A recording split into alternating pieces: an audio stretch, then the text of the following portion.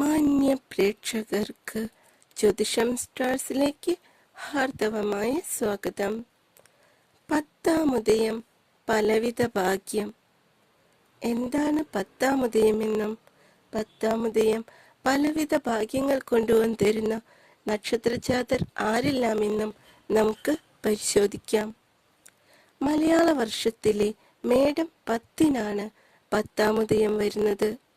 അന്നേ ദിവസം സൂര്യൻ അത്തിച്ചരാശിയിൽ വരുന്നത് കൊണ്ടും വർഷത്തിൽ സൂര്യൻ അതീവ ബലവാനായി നിൽക്കുന്ന സമയമായതുകൊണ്ടും എത്ര ഭാഗ്യമില്ലാത്തവർക്കും 10-ാമുദയം 10 ദിവസത്തിനുള്ളിൽ ഭാഗ്യം സിദ്ധിക്കുമെന്നാണ് പഴമൊഴി. പണ്ട് കാലത്ത് വിത്ത് വിതയ്ക്കാൻ ദിവസം കണ്ടിരുന്നത് മേടം 10-നാണ്. ഏത് നല്ല കാര്യങ്ങൾ ചെയ്യുന്നതിനും നല്ല ദിനമാണ്.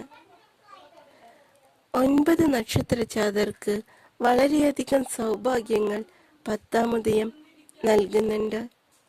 ലോട്ടറി ഭാഗ്യം, കുറി നറുക്ക വീഴുക, സാമ്പത്തിക പുരോഗതി, അപ്രതീക്ഷിതമായ സമ്മാനങ്ങൾ, ഭൂമിയിൽ നിന്ന് ആദായം, വീട്, വാഹനം എന്നിവ വാങ്ങുവാനുള്ള സാഹചര്യങ്ങൾ, വിചാരിക്കാത്ത പ്രണയ സാഫല്യം, അങ്ങനെ നിരവധി കാര്യങ്ങൾ ലഭ്യമാവുന്ന സമയമാണ്.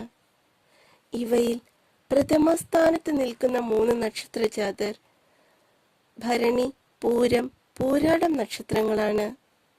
സൂര്യഭഗവാന്റെ നല്ല രീതിയിലുള്ള അനുഗ്രഹം ലഭിക്കുന്ന, സകല സൗഭാഗ്യങ്ങളും ലഭിക്കുന്ന നക്ഷത്രജാതരാണ് ഇക്കൂട്ടർ. 2-ാം സ്ഥാനത്ത് വരുന്നത് സൂര്യൻ നക്ഷത്രാധിപനായ കാർത്തിക, ഉത്രം, ഉത്രാടം നക്ഷത്രക്കാരാണ്. ഇവർക്കും വളരെ നല്ല സമയമാണ്.